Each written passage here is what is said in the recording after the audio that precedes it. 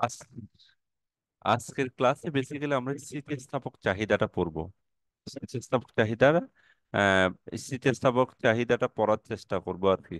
হ্যাঁ, স্থিতিস্থাপক চাহিদা সম্পর্কে আমরা যে ওই দিন আমরা ওই দিন আহ,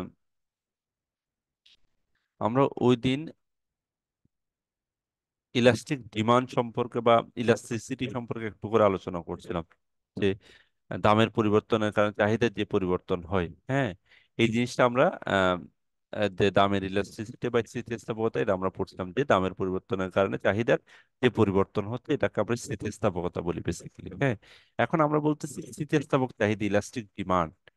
ইলাস্টিক ডিমান্ড কি? আমরা যদি সংক্ষেপে একটু বলি ইলাস্টিক ডিমান্ড কি, আম, আমরা যদি একটু কাকে বলে ওটা দেখি, যে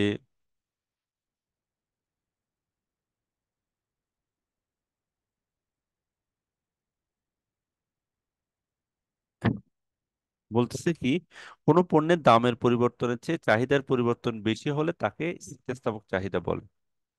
আবার বলতেছি যে যখন কোনো পণ্যের দাম পরিবর্তনের চেয়ে চাহিদার পরিবর্তন বেশি হয়, ধরো পণ্যের দাম হয়তো 10 টাকা বাড়ছে, কিন্তু চাহিদার পরিমাণ ওই রেশিও অনুসারে অনেক বেশি বেড়ে যায়। মানে চাহিদা কোনো পণ্যের দামের পরিবর্তনের চেয়ে চাহিদার পরিবর্তনটা এখানে অনেক বেশি। মানে হচ্ছে দাম, চাহিদাটা অনেক বেশি পরিবর্তন হয়, দাম অল্প পরিবর্তনের কারণে কিন্তু চাহিদার পরিমাণটা ইউজ হয়ে যায়। বেসিক্যালি এই স্থিতিস্থাপক চাহিদা হয় বা এই ধরনের ঘটনাটা ঘটে লাক্সারিয়াস প্রোডাক্টের ক্ষেত্রে। তোমার যেমন তুমি ফ্রিজ, তারপর হচ্ছে টিভি, যদি এগুলো দেখবে যে দাম যদি কমায় দাও, অল্প করে কমাও, চাহিদা দেখবা অনেক বেড়ে গেছে। ফ্রিজ এবং টিভি জাতীয় ক্ষেত্রে, লাক্সারিয়াস প্রোডাক্ট গুলোর ক্ষেত্রে তুমি যদি আবার দাম বাড়ায় দাও, দেখবা যে মানুষ এগুলো কম কিনতেছে বা কিনতে ইন্টারেস্টেড ফিল করে না আর কি, মানুষ একটু কম কিনে। এটাকে তাহলে আমরা আরেকটু যদি দেখি যে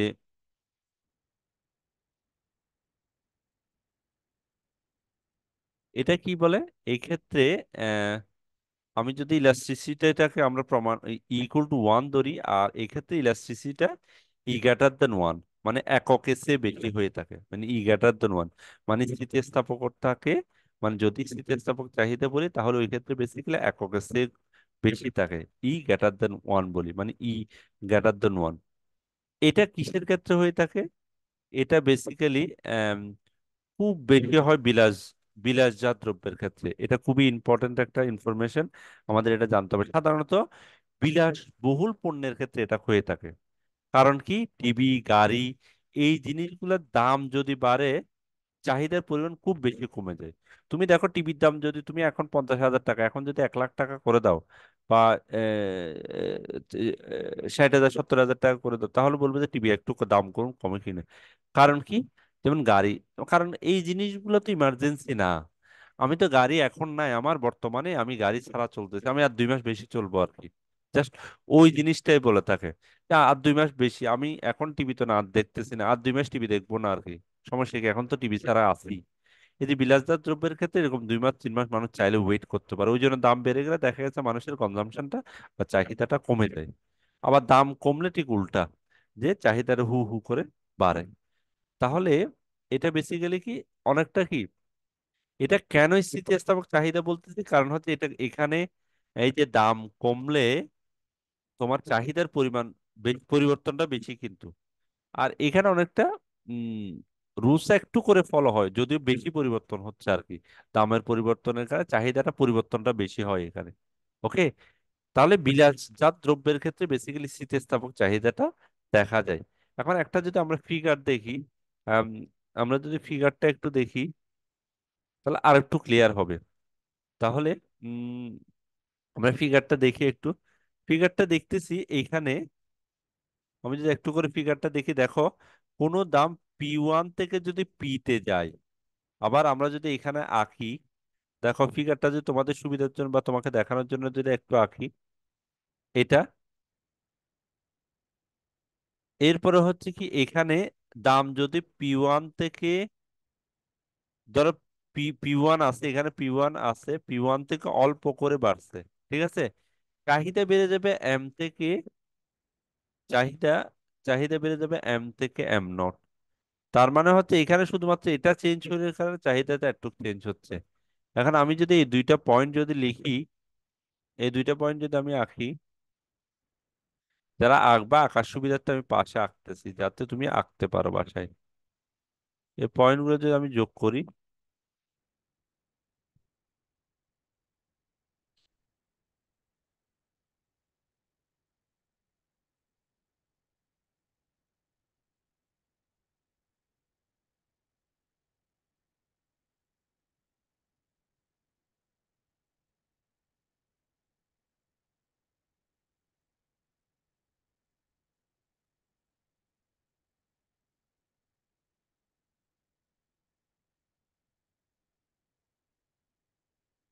এই পয়েন্টগুলো যদি যোগ করি তাহলে কি, এখানে আমি কি দেখতেছি, যদি আমি একটু করে ওএক্স অক্ষ বরাবর চিত্রটা যদি এক্সপ্লেন করি, ওএক্স অক্ষ বরাবর হচ্ছে কি চাহিদার পরিমাণ, ওএক্স অক্ষ বরাবর চাহিদার পরিমাণ, আর ওয়াই অক্ষ বরাবর হচ্ছে প্রাইস বা দাম। ওকে, যখন দাম পি ওয়ান থেকে যখন দাম পি ওয়ান থেকে পি 0 যায়, যখন দাম পি ওয়ান থেকে পি 0 যায়, তখন চাহিদার পরিমাণ ওএম থেকে পরিবর্তন ওএম 0 যায়।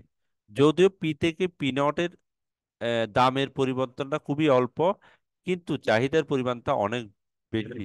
তার মানে হচ্ছে কি, এখানে আমি যদি এটা আঁকি, এই চাহিদা রেখাটা আঁকি এখানে, তাহলে আমি এটা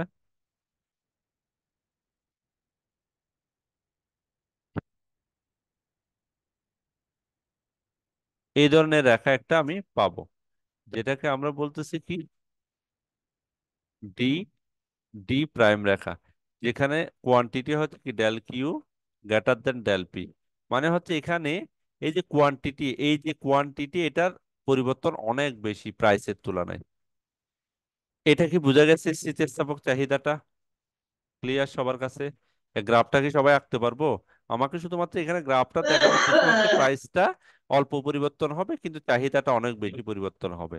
ঠিক আছে, এখানে তিনটা ক্যারেক্টারিস্টিক্স আমি যদি আরেকটু সাম আপ করি, তিনটা ক্যারেক্টারিস্টিক্স, একটা হচ্ছে দামের পরিবর্তনটা অল্প হবে, চাহিদার পরিমাণ বেশি হবে, আরটা হচ্ছে ই গ্রেটার দেন 1, আরটা হচ্ছে বিলাতজাত দ্রব্যের পরিবর্তনের ক্ষেত্রে এটা বেসিক্যালি হয়ে থাকে। হ্যাঁ বলো, এটা কি বুঝা গেছে সবাই? স্থিতিস্থাপক চাহিদাটা? ওকে, জি এরপর স্যার।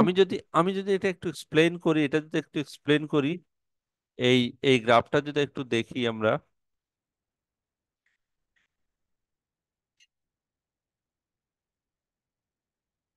যদি নিজের মতো করে একটু এক্সপ্লেন করি,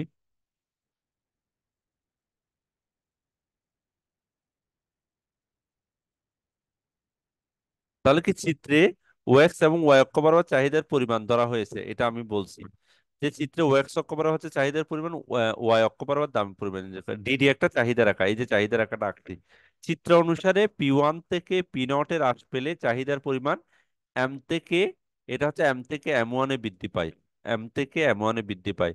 আবার দাম পি 1 থেকে পি তে বৃদ্ধি পেলেও চাহিদার পরিমাণ এম 1 থেকে এম 2 তে হ্রাস পায়। মানে আমি উল্টাটা আর কি, পি থেকে পি 1 এ যদি হয় চাহিদার পরিমাণ এম 1 থেকে এম তে হ্রাস পায়।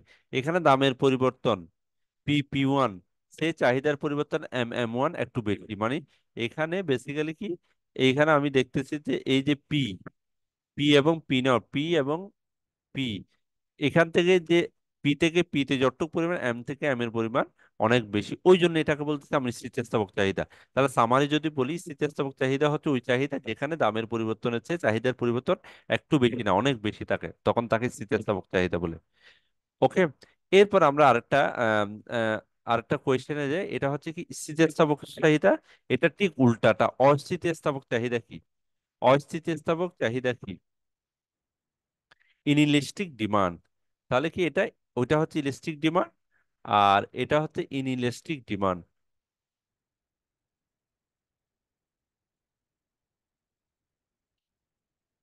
অস্থিতিস্থাপক চাহিদা বা ইনইলাস্টিক ডিমান্ড। তাহলে এটা কি, এটা যদি হয় কোনো পণ্যের দামের পরিবর্তনের চেয়ে চাহিদার পরিবর্তন বেশি হলে তাকে স্থিতিস্থাপক চাহিদা বলে, আর অস্থিতিস্থাপক চাহিদা হচ্ছে ওইটার উল্টাটা, মানে চাহিদার পরিবর্তনটা কম হবে কিন্তু দামের পরিবর্তনটা বেশি, মানে দামের পরিবর্তনটা বেশি, মানে দামের পরিবর্তন বেশি হওয়ার পরও চাহিদার পরিবর্তনটা খুব অল্প হবে। তখন এটাকে আমরা অস্থিতিস্থাপক চাহিদা বলি। আমরা যদি একটু করে ডিফাইন করি, তাহলে কি অস্থিতি চাহিদা কি কি? তাহলে কি কোনো পণ্যের দামের পরিবর্তন, কোনো পণ্যের কোনো পণ্যের দামের পরিবর্তনের চেয়ে চাহিদার পরিবর্তন কম হলে তাকে অস্থিতিস্থাপক চাহিদা বলে। ওর উল্টাটা, দামের পরিবর্তন এই ক্ষেত্রে বেশি হবে কিন্তু চাহিদার পরিবর্তন কম হবে। আবার যদি বলি কোনো পণ্যের দামের বেশি পরিবর্তনের কারণে চাহিদা যদি কম পরিবর্তন হয় তখন তাকে অস্থিতিস্থাপক চাহিদা বলে। আবার বলতেছি, দামের পরিবর্তনটা হচ্ছে অনেক বেশি হবে, আবার চাহিদার পরিবর্তনটা খুবই কম হবে, তাকে আমরা অস্থিতিস্থাপক চাহিদা বলে। হ্যাঁ, অস্থিতিস্থাপক চাহিদা তাহলে এক্ষেত্রে, অস্থিতিস্থাপক চাহিদার ক্ষেত্রে এককের চেয়ে কম হবে, E less than one, less than one, এককের চেয়ে কম হবে এক্ষেত্রে। আবার বলতেছি, এক্ষেত্রে দামের স্থিতিস্থাপকতা এককের চেয়ে কম হবে। তার মানে হচ্ছে আগেরটা ছিল এককের চেয়ে বেশি, ই গ্রেটার দেন ওয়ান, মানে ই এর মানটা বেশি, ইলাস্টিক ডিমান্ডে ই গ্রেটার দেন ওয়ান। আর এটা হচ্ছে ই লেস দেন ওয়ান, বা E less than one, EP elasticity of demand less than one. তাহলে কি একটাতে হচ্ছে কি দামের পরিবর্তনের চেয়ে চাহিদার পরিবর্তন বেশি হবে, আর একটা হচ্ছে দামের পরিবর্তন বেশি হবে কিন্তু দামে চাহিদার পরিবর্তন কম হবে। একটা হচ্ছে ই গ্রেটার দেন ওয়ান, আর এটা হচ্ছে ই লেস দেন ওয়ান। আমরা কিন্তু এটা থেকে স্থিতিস্থাপক চাহিদা এবং অস্থিতিস্থাপক চাহিদাও খুব ইজিলি মানে পার্থক্যটাও বলতে পারি সাধারণত। আর তাহলে কি অস্থিতিস্থাপক, স্থিতিস্থাপক চাহিদা হয় হচ্ছে লাক্সারিয়াস প্রোডাক্টের ক্ষেত্রে, আর অস্থিতিস্থাপক চাহিদা হবে তোমার নিত্য প্রয়োজনীয় জিনিসের ক্ষেত্রে। কেন, কিভাবে নিত্য প্রয়োজনীয় জিনিসের ক্ষেত্রে এটা কি বলতেছি যে দামের পরিবর্তন অনেক হচ্ছে কিন্তু চাহিদার পরিবর্তনের কোনো হেরফের নাই। যেমন নিত্য প্রয়োজনীয় দ্রব্যের ক্ষেত্রে এটা বলে হয়, আমরা যে চাল খাই, চালের দাম 100 টাকা হোক 150 টাকা হোক, বাঙালি 3 বেলা ভাতেই খাবে। তার মানে হচ্ছে ওর যদি মাসে 10 কেজি চাল লাগে বা 20 কেজি চাল লাগে, ওই চালটা সে কখনোই কনজাম্পশনে খুব বেশি কমাতে পারবে না, কমালেও খুব অল্প পরিমাণ কমাতে হবে। হয়তো পুরো মাসে 30 কেজি চাল খাইলে সে হয়তো 28 কেজি 25 কেজি চাল আনবে, একটু করে কমাবে, কিন্তু সে টোটাল একদম 3 বেলা ভাত ভাত খাওয়াই ছেড়ে দিবে না কখনোই। ওই জন্য এই যে নিত্য প্রয়োজনীয় যে চাল ওইটা, ওই জন্য দাম বাড়লে, যেমন সোয়াবিন তেল মানুষ অনেক বেশি পরিমাণ খায় বাংলাদেশে, ওই জন্য সোয়াবিন তেলের দাম বাড়লেও কনজাম্পশন ঠিক ওই পরিমাণে কমাতে পারে না, কমাবে কিন্তু ওই পরিমাণে কমাতে পারে না। ওই জন্য এখানে বলা হচ্ছে কি দামের পরিমাণ অনেক বাড়লেও চাহিদার পরিমাণ খুব অল্প পরিমাণ আহ কমে। ওকে, নিত্য প্রয়োজনীয় যেমন আমি যদি বলি চালের ক্ষেত্রে, চালের ক্ষেত্রে চালের দাম যদি 50 টাকা থেকে 100 টাকাও হয়, ঠিক মানুষ আগের আগের চেয়ে হয়তো অল্প, কিন্তু ওই দামের যে ডিফারেন্স ডাবল হয়ে গেছে, চাহিদা কিন্তু ডাবল কমবে না। ওকে, কারণ হচ্ছে এটা নিত্য প্রয়োজনীয় দ্রব্যের ক্ষেত্রে এই অস্থিতিস্থাপক চাহিদা দেখা দেয়। ওকে, এখন আমরা যদি একটু ফিগার দেখি, আহ তাহলে এটা এটা বেসিক্যালি কিসের ক্ষেত্রে দেখা যায়। আমরা যদি একটু এক্সাম্পলটা দিই নিত্য প্রয়োজনীয় দ্রব্যের মধ্যে কোনটা, একটা এক্সাম্পলটা যদি, এটা এটা হচ্ছে কি চাল ডাল, চাল ডালের ক্ষেত্রে বেসিক্যালি এটা হয়ে থাকে আর কি, চাল ডালের ক্ষেত্রে এটা আমরা দেখতে পাই। এখন আমরা যদি দেখি যে,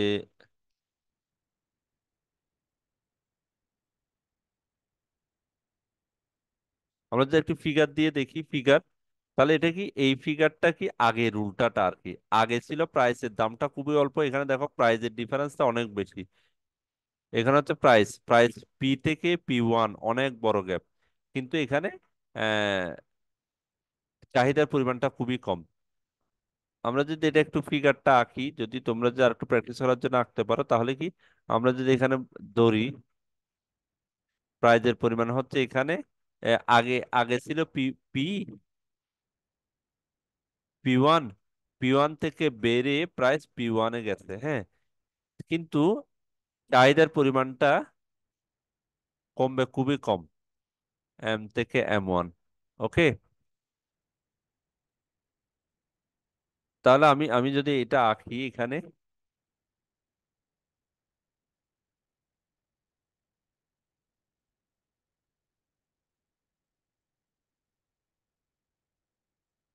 এটা আঁকলাম, এরপর যদি আমরা এখানে যাই,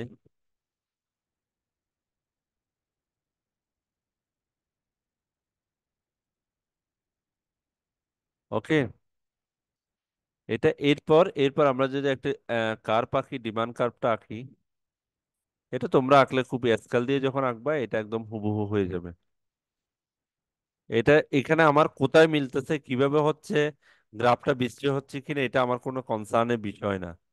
এটা যেহেতু আমি সোজা আঁকতে পারতেছি না, আমার কোনো বিষয়ই না।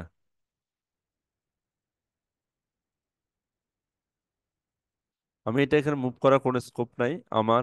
আমি যদি এটা ফ্রি হ্যান্ডে,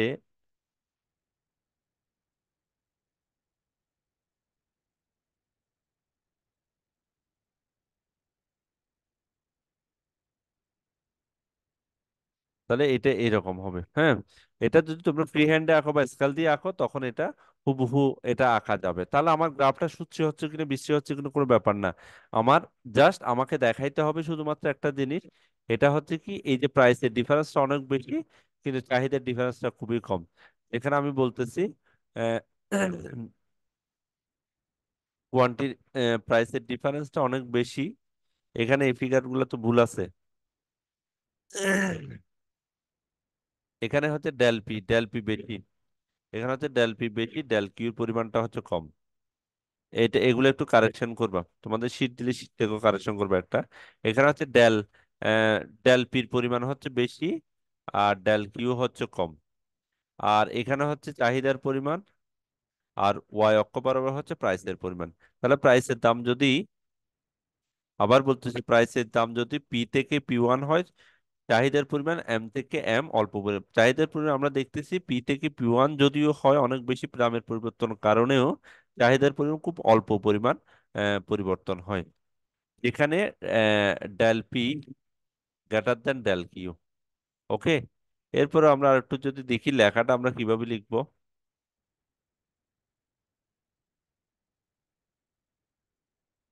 আমরা লেখাটা যদি লিখি,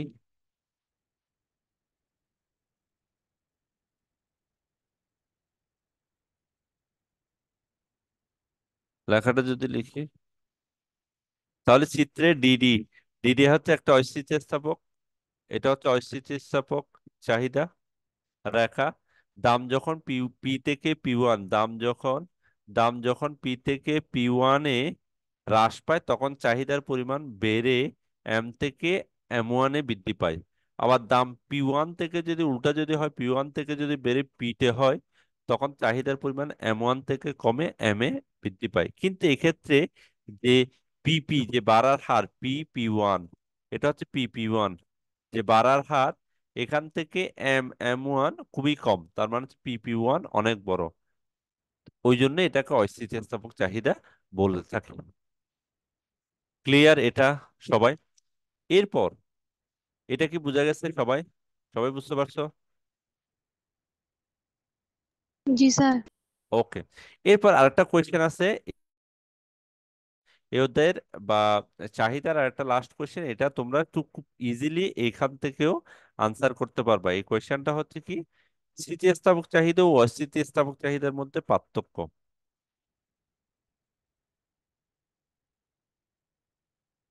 এই কোয়েশ্চেনটা হচ্ছে কি স্থিতিস্থাপক চাহিদা ও, আমরা অলরেডি এটা এই কোয়েশ্চেনটা এখানে পড়ে ফেলছি।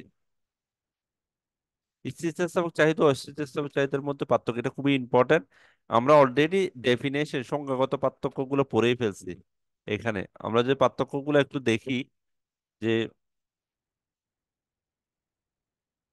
আমরা যদিও দেখি যে স্থিতিস্থাপক চাহিদার ক্ষেত্রে কি হয়, দামের পরিবর্তনের চেয়ে চাহিদার পরিবর্তনটা বেশি হয়। আর পক্ষান্তরে অস্থিতিস্থাপক চাহিদা দামের পরিবর্তনের চেয়ে চাহিদার পরিমাণ পরিবর্তন বেশি হয়। এটা আমরা পড়ছি। একটাতে হচ্ছে দামের পরিবর্তন কম, এটাতে দামের পরিবর্তন কম, এটাতে দামের পরিবর্তন বেশি।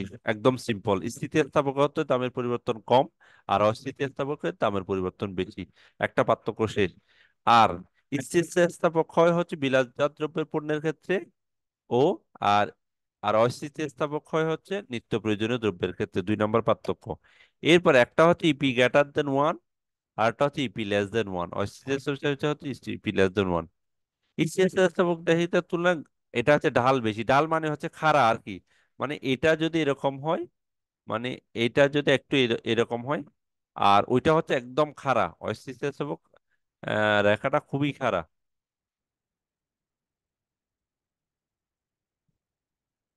ঠিক আছে। এটা একটু আম, এটা একটু এভাবে হলেও, আর একটা হচ্ছে ওইটা এভাবে, ওই জন্য এটা বেশি খাড়া আর কি। তাহলে আমরা মোটামুটি এই 3-4টা পার্থক্য লিখলেও হবে। আরো অনেকগুলো পার্থক্য তুমি এখান থেকে ডিটেলস থেকে বা বর্ণনা থেকে ইজিলি লিখতে পারবা। তাহলে স্থিতিস্থাপক চাহিদার তুলনায় অস্থিতিস্থাপক চাহিদা অনেক বেশি থাকে। আম, এইখানে আমাদের চাহিদা শেষ। আমরা নেক্সট ক্লাস থেকে আহ, যোগান শুরু করবে। ধন্যবাদ সবাইকে।